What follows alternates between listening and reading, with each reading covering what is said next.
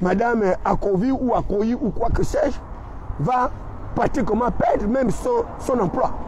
Et c'est Brice Koto Oligui Nguema qui viendra rétablir cette brillante magistrate de hors catégorie. Actuellement, elle est secrétaire générale du Conseil supérieur de la magistrature. Et c'est cette même femme qui va être vilipendée, injuriée, insultée, calomniée, délatée par un pseudo-libanais, un certain Aziz, qui va traiter David Nderakouma, le prince Adouma, le plus instruit de tous, d'homosexuels, de PD, et de révolutionnaires et autres, avec un champ lexical de plus orgueilleux. Il va peindre David Nderakouma avec, je ne sais pas, une peinture en odeur nauséabonde d'une boniche en putréfaction de la belle cochon. Un prince Adouma, un certain nazi avec une morphologie la plus macabre, avec un corps physique le plus détériorable. Et aujourd'hui, c'est cet individu qui avait été soutenu par plusieurs activistes du palais, avec leur espèce de journaleux, ces journalistes et chroniqueurs sportifs qui se sont reconvertis comme ça, en metteurs en scène, en vidéo et cinéastes, et ils parcourent les rues, les villes et villages à travers leur manque d'occupation pour pouvoir peindre une réalité fausse qui est la véritable réalité qui est vécue par le peuple gabonais. Et ils étaient nombreux comme ça, à soutenir les élucubrations des nazis. Et aujourd'hui, les nazis, le Njobi, justement, de mon grand-père Andjoua, l'a attrapé.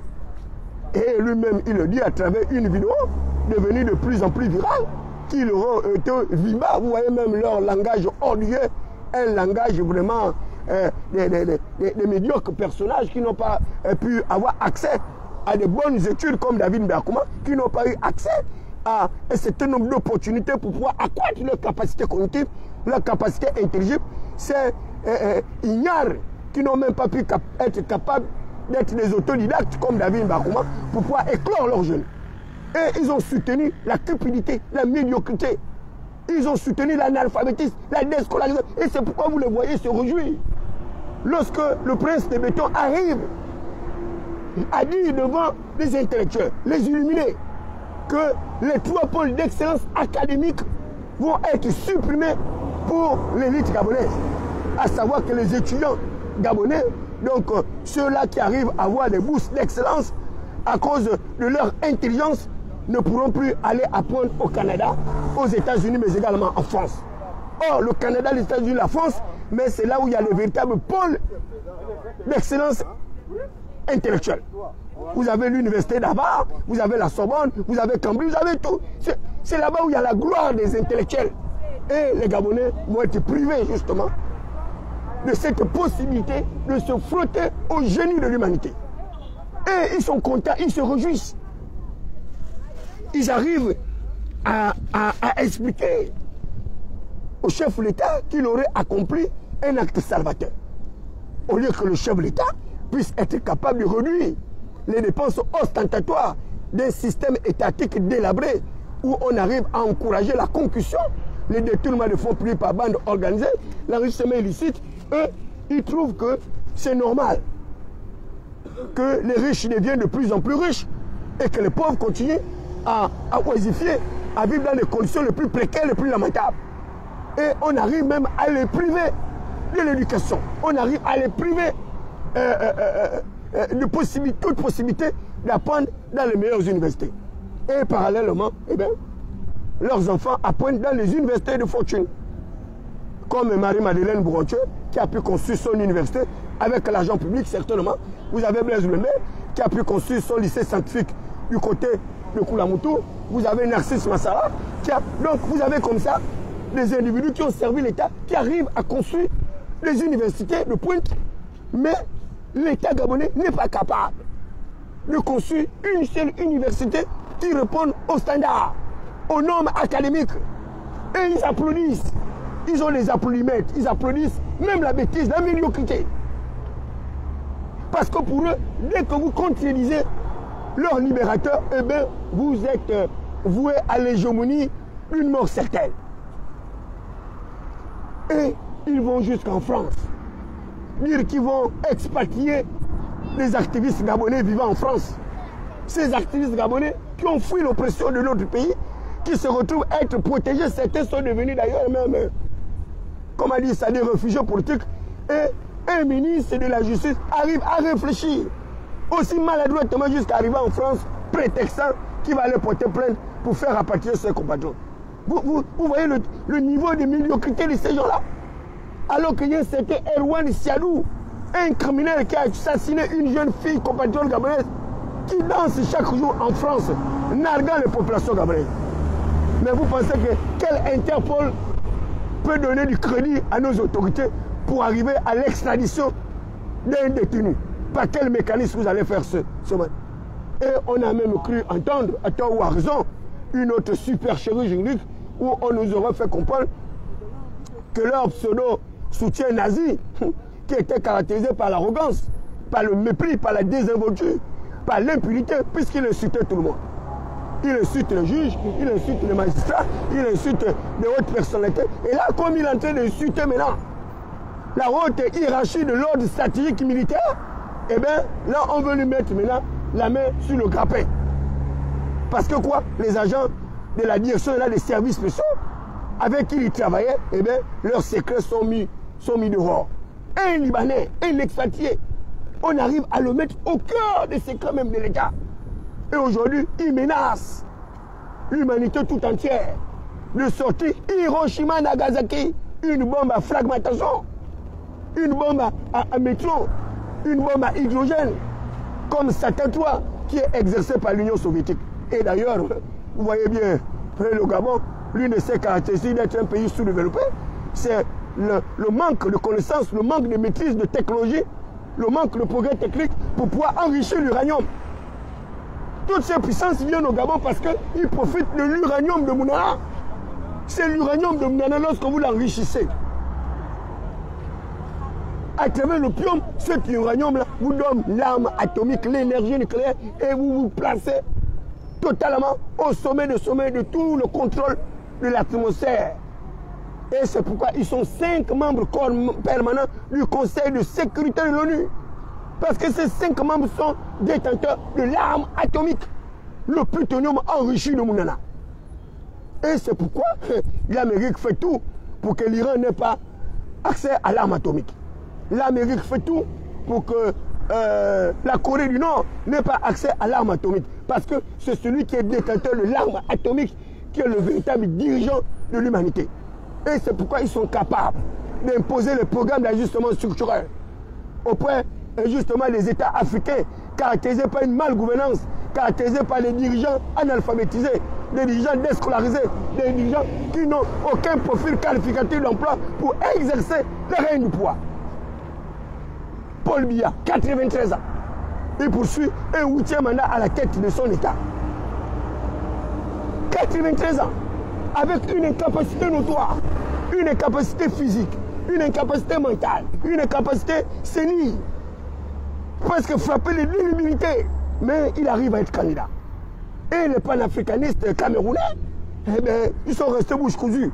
Mais hier, ils étaient les premiers à insulter les autorités militaires de notre pays, qu'on était incapable justement d'arriver à une transition militaire. Mais nous, le Gabon, on a fait notre part.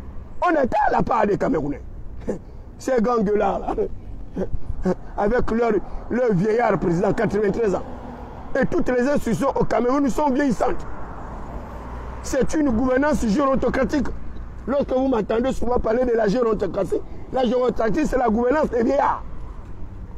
Donc vous trouvez un vieillard à la tête de l'État, un autre vieillard à l'Assemblée, un autre vieillard au Sénat, un vieillard pratiquement au sein de toutes les institutions. Et ces vieillards-là frappés justement de tétraplégie sénile ne peut pas avoir la capacité justement de pouvoir développer les infrastructures de leur pays, investir dans la recherche fondamentale, investir dans la recherche appliquée, investir dans le développement de compétences, investir dans les savoirs. Et c'est pourquoi l'Afrique en souffre. L'Afrique est victime d'un déficit de démocratie.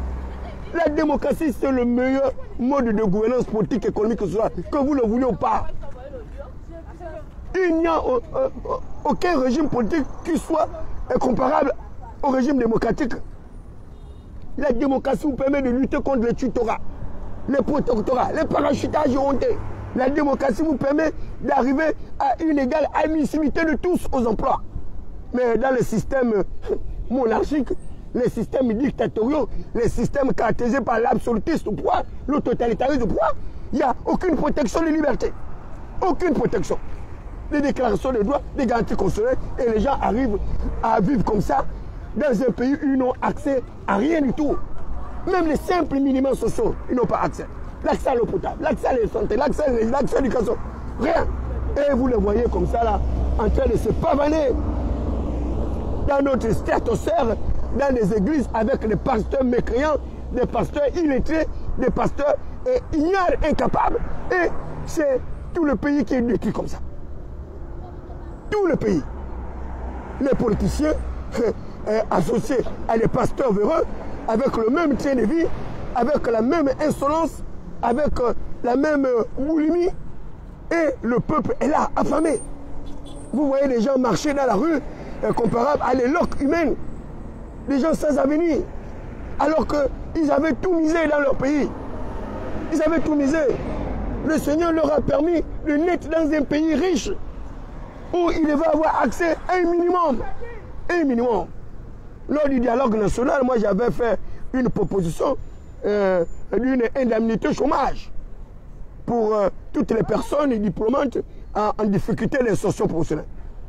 J'avais dit qu'il fallait qu'on arrive à leur donner un minimum de 180 000 francs et également s'occuper des jeunes filles mères, s'occuper des personnes âgées, mais également des personnes en difficulté, telles que les handicapés, qu'on devait également permettre d'avoir accès à ce revenu minimum que j'avais plafonné à 180 000 francs CFA. Et c'est possible de le faire.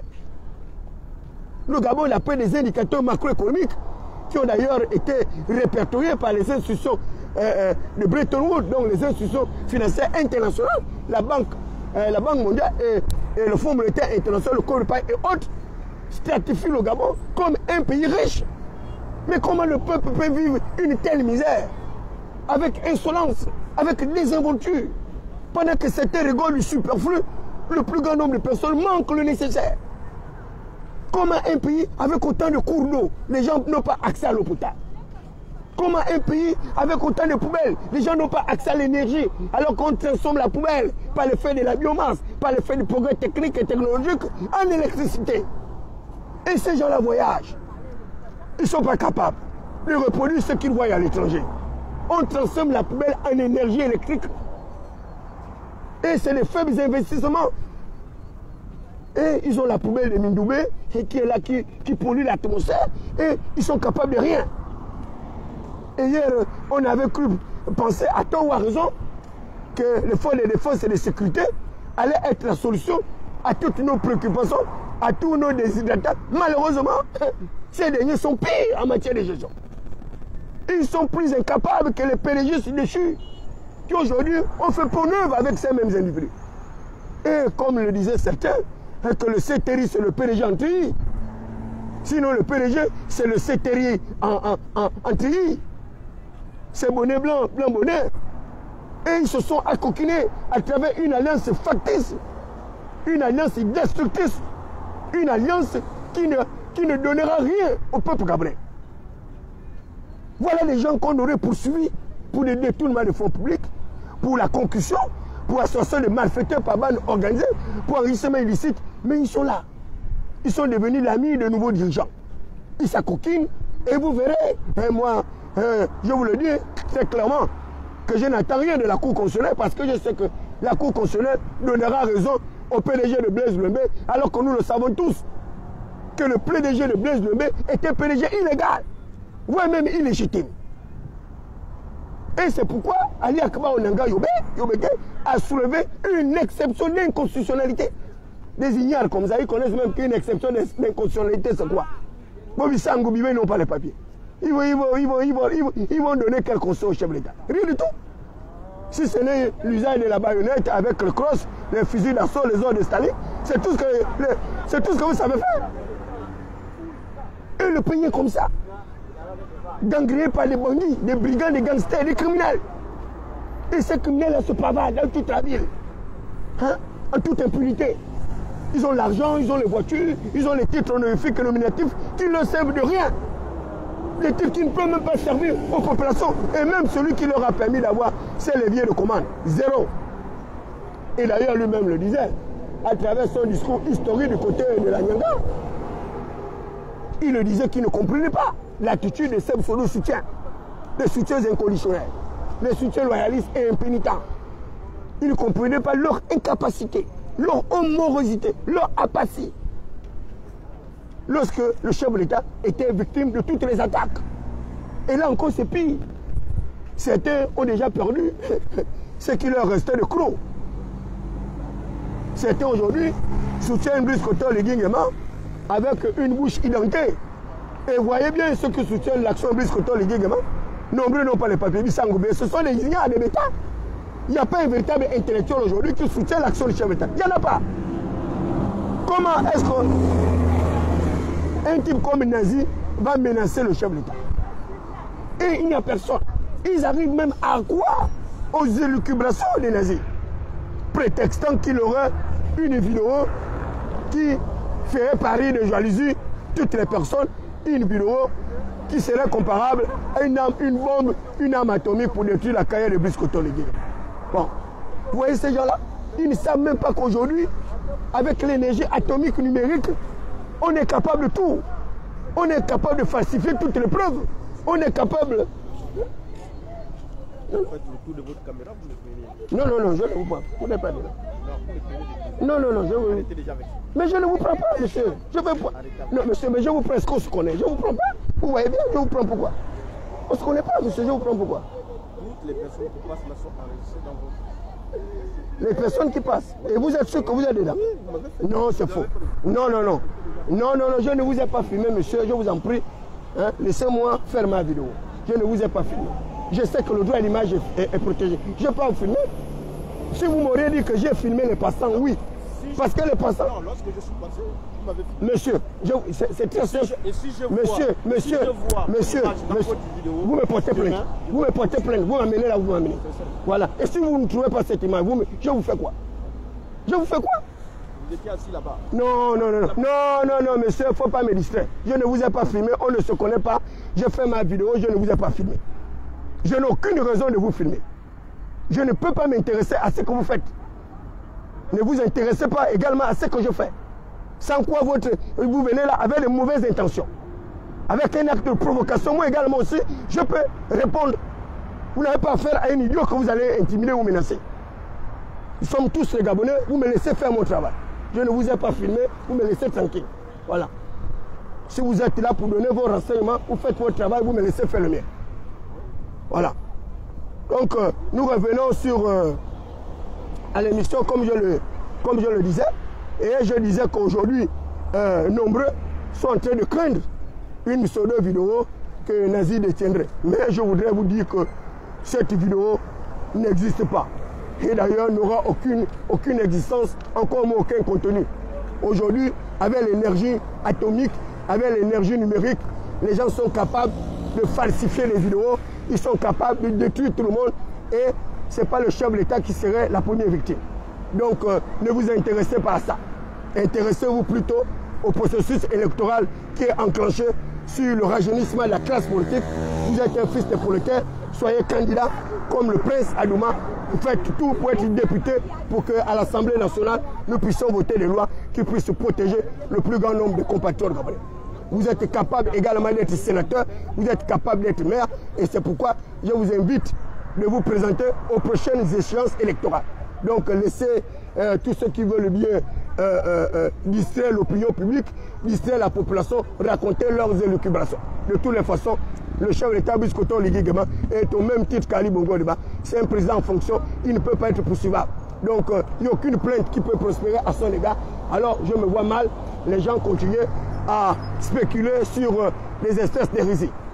Donc nous, on a un pays à construire, on a une nation à protéger, on a des citoyens que nous devons protéger contre l'arbitraire du pouvoir, contre le totalitarisme du pouvoir, contre certains qui veulent s'ériger en donneur de leçons, ceux-là qui veulent s'ériger en flagellateurs du peuple, ceux-là qui veulent se faire passer pour des justiciers. N'ayez peur de personne. ayez seulement peur de la justice. Donc, ne pensez pas que ces gens-là sont des géants et qu'ils soient capables de détruire votre carrière sans que la leur ne soit détruite. Vous étiez à l'émission Pétrosphère, transformée justement en stratosphère, animée par le prince Adouma David Ndakouma, la voix des sans-voix, la cristallisation des aspirations légitimes du peuple souverain, frappé du sceau du savoir et l'onction de la faculté, cerveau serveur divinement électrifié. Cette fois le juste tombe, cette fois il se relève, l'arc de puissance sera brisé, les faibles ont la force pour ceinture, la force est à l'Éternel des armées, celui qui institue les princes et les autorités, celui qui établit les rois et celui qui les renverse sans aucune intervention humaine. N'ayez pas peur de ces gens-là, n'ayez pas peur d'eux. Voilà, ce ne sont pas les immortels. Ils sont sur terre en train de végéter parce qu'ils occupent un certain nombre de positions de poids, mais la réalité, c'est que vous êtes capable de vous défendre et vous devez vous défendre jusqu'au bout. Allez, merci de votre bien-aimable attention. Nous nous retrouvons tout à l'heure à partir de 22h où vous serez également sur une autre émission où je m'adresserai aux activistes de France, ceux-là qui aujourd'hui sont en train de menacer la paix sociale, l'unité et la concorde de notre parti. Allez, ciao, ciao. On se retrouve tout à l'heure à partir de 22h.